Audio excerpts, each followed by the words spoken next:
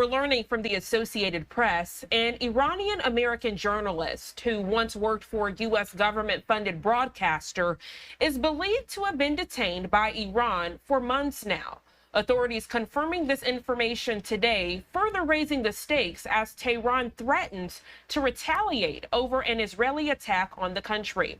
The imprisonment of Reza Valizadeh, acknowledged to the Associated Press by the U.S. State Department, comes as Iran marked the 45th anniversary of the American embassy takeover and hostage crisis on this Sunday. Joining us live this morning to further discuss this breaking news alert is Dr. Asaf Romirowsky, the Executive Director of Scholars for Peace in the Middle East. Dr. Asaf, good morning to you. Thank you so much for joining us. Good morning. Thank you for having me. So a lot to dissect on this Sunday morning following this breaking news as it relates to Middle East conflict. First, I would love to dissect that we are learning from the U.S. State Department by way of the Associated Press that there could be an Iranian-American journalist being held captive at this hour. Sure. So let's contextualize it. Obviously, the point early on is critical. This is the tomorrow actually is the exact 45th anniversary of the taking of the hostage takeover of the embassy, where you had 52 Americans were taken for 444 days.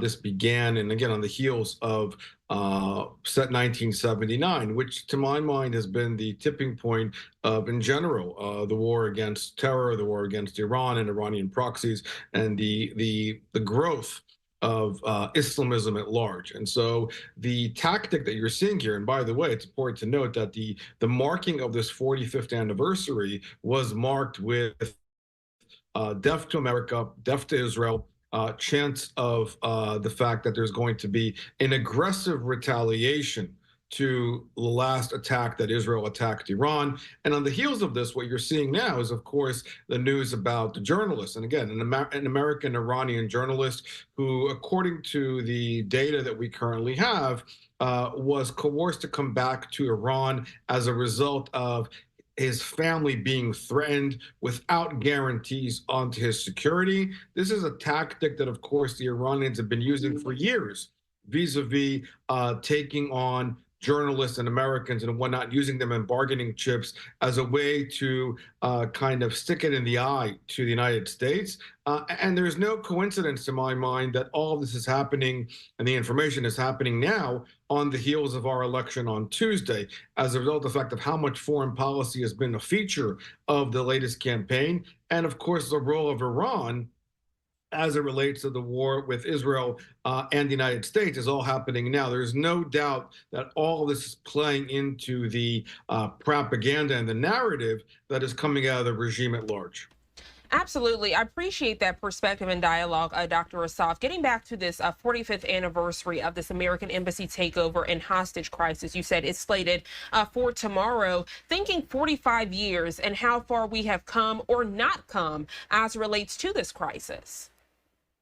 So that's important to note. I mean, I think that things have actually gotten worse. I mean, 79 is, was the beginning of all of this, but obviously, things have been amplified as a result of social media, as a result of the way they're able to cascade information, the threats that have been happening, the infiltration that you're seeing into Western and American ideology, American institutions.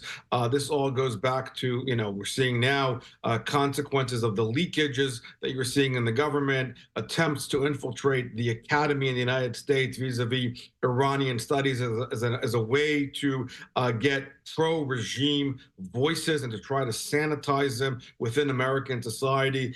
So I would argue things have gotten much worse, not to mention the fact that the Iranian quest for the bomb continues onward. And so the Iranians are constantly thinking they're playing the long game. Clearly 45 years, this has all been in the making.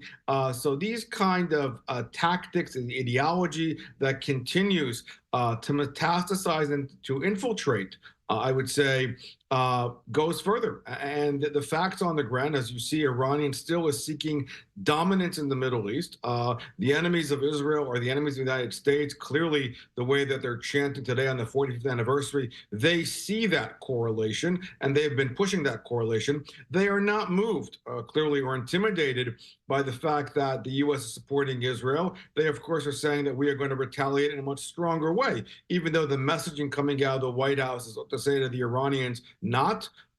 They seem to continue, and they are committed to their ideology, and that seems to be their ongoing narrative.